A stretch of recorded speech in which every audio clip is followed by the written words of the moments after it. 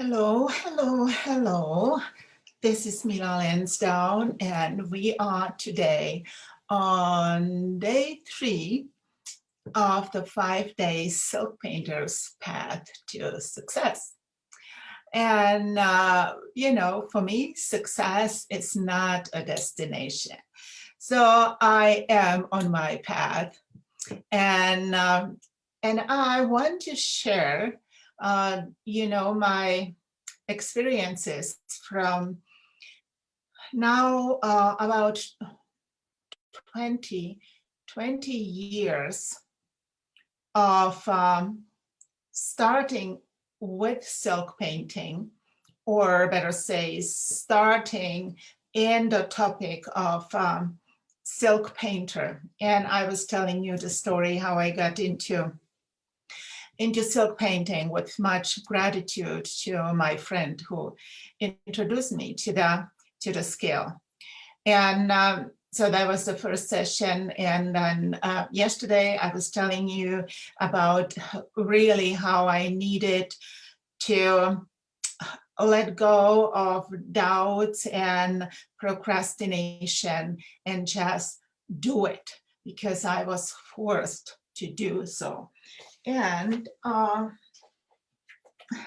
if you want to hear and read everything, there is a Kindle all about silk scarf business, which actually is the story of how I created my professional silk painting business, which creates products, and it's under the brand Art for Happiness. So yesterday I was talking about trade shows, the difference between consumer shows and wholesale trade shows, and my experience. You can review it there, and it's also in the book. Today, I would like to talk about what I noticed, or still notice, when working with artists, especially, that depending on where you want to go with your art as professional, we need to communicate with the partners that are no more the consumer show, the Christmas show, the farmers market, where we were maybe operating and talking to clients who were buying the beauties from us directly. And this is all good. It serves a building image, it serves creating experiences, it serves finding out what products are actually in demand. It gives us information, and I 100% confirm that this is a valuable, deeply valuable time. But when you are in that business and you want to grow, and my passion here is why I'm teaching it, why I wrote a book, is I would like to give people opportunity to turn the creative time that is so enjoyable into a value bringing time. So you have then joy, you have a revenue, you have appreciation from people. And what I hear mostly complaints from the silk painters that are somehow in the twilight zone, which they are creating silk scarves and selling them, but they don't feel they're getting the value of the product. And I think that this part has to do with how we present the work and how we present ourselves. And it hurts my heart when artist comes to me and has a shoebox with amazing work. So this is how we present our work. So it is important you have your business card in your purse or pocket and a wallet.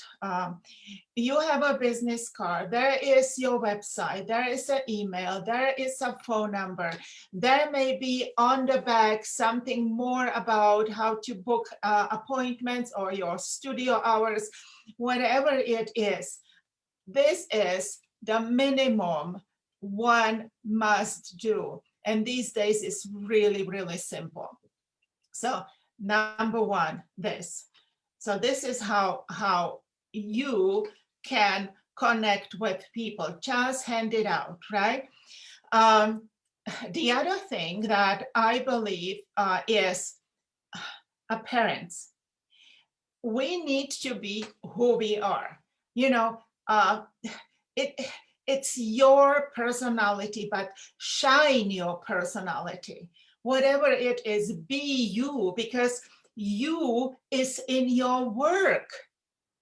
This is a transparent process from the creator, the thoughts, to you, your hands, to your work. You are the vehicle of your creations.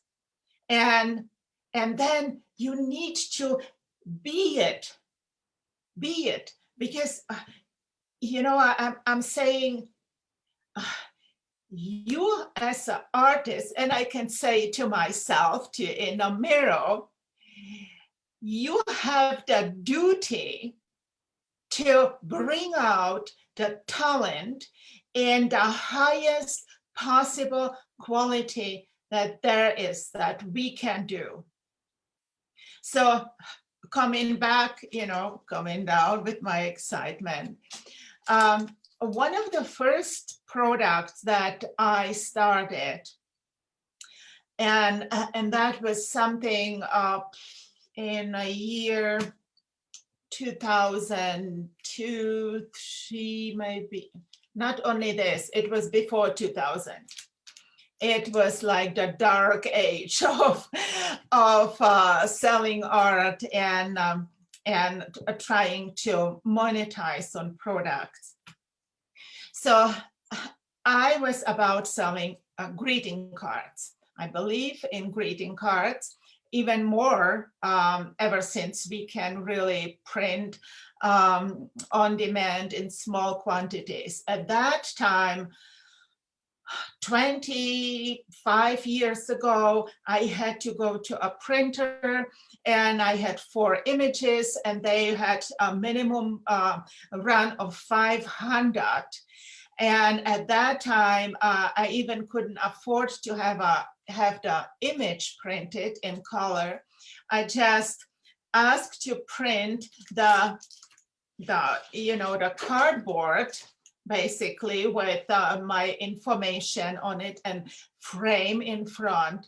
And then I had pictures of my work, like photographs, and I was gluing those photographs on the greeting cards. And this is how I started to sell my greeting cards. Of course, from these, I think 4 or 5 images that, you know, I wasn't smart enough to run only 500 of these cardboard blanks. I had them with description, what is on the image. So I had 3 were selling, 2 were not. And so I had to throw away these blanks. And so that was a good session. But today's, that's past, that's old age. And we live in a time where we can create and print our art on demand. What I want to say with that is, yes, wherever you live in your area, there are galleries and there are gift shops. the easiest way to start to sell is in consignment. I'm not saying it's a good business, 100% not.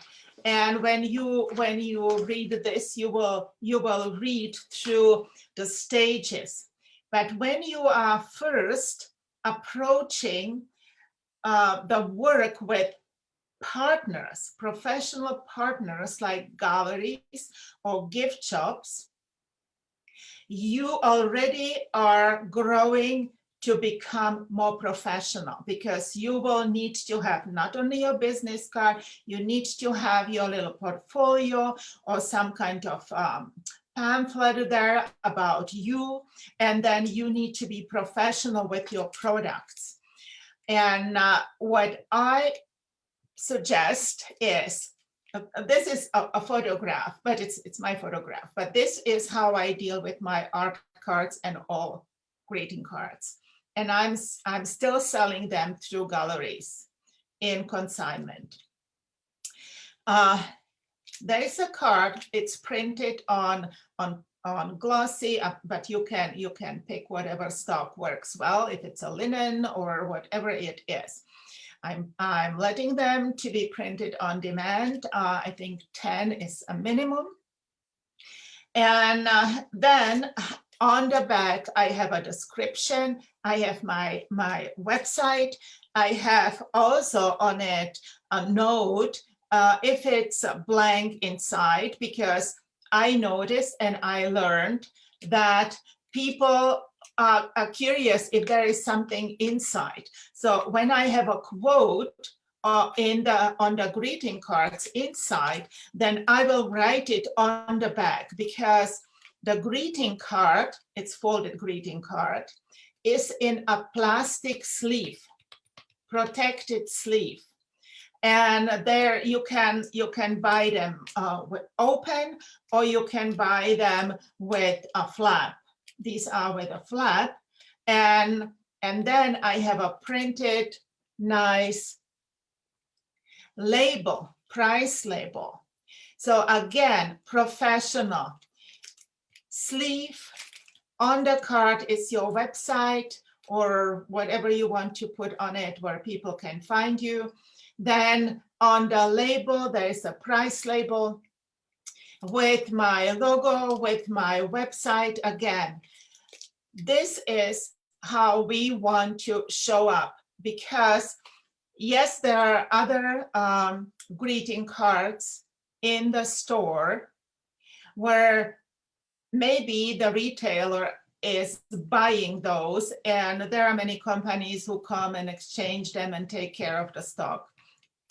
In our case, if this is consignment, you want to protect your work, and you protect it by writing on the back.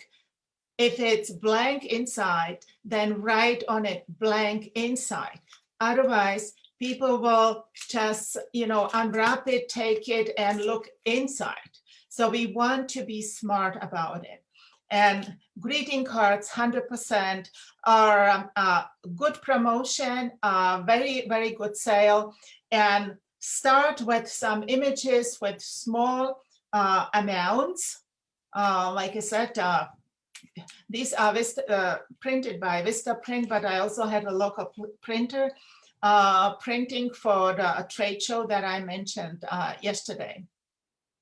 I'm currently not selling greeting cards on trade shows or anything. I'm not doing any trade shows, and I will tell you more about tomorrow.